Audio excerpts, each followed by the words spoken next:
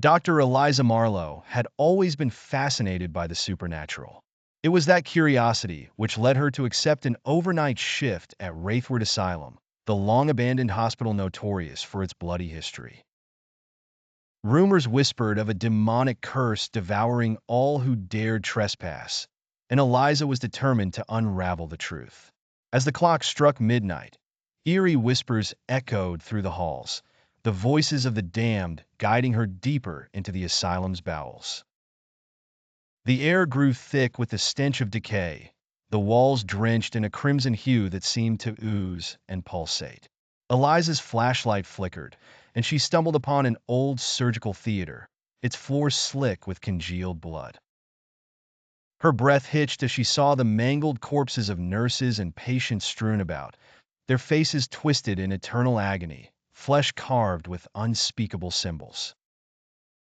From the darkness, a low growl emanated, and a pair of glowing, malevolent eyes pierced the gloom, a demonic entity bound to the asylum since its inception.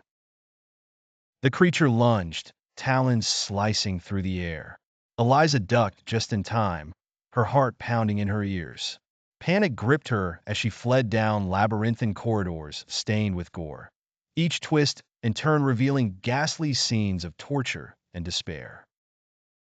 Shadowy figures reached out, their fingernails cracked and bloodied, begging for release from their torment.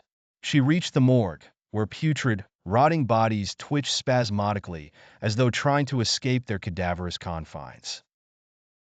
A sudden, bone-chilling cold enveloped her, and she turned to see the entity standing before her, its visage grotesque, with horns twisting out from its forehead and a mouth stretched into an impossibly wide grin.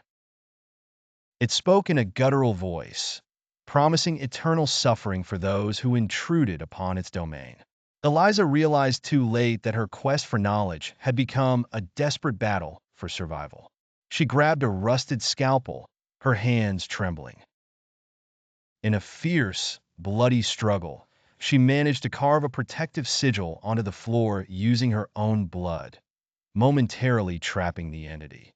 But the asylum was alive with malevolence. Walls closed in, echoing with the screams of past victims. The sigil began to fade, and the entity shrieked in anger. Knowing her time was short, Eliza sprinted toward the exit. The asylum's doors loomed ahead, but as she reached them, a force pulled her back into the dark embrace of Wraithward. The last thing she heard before the darkness claimed her was the mocking laughter of the damned. Outside, the asylum stood silent and still, a festering wound on the landscape, its cursed sentinel forever hungering for the souls of the curious and the damned.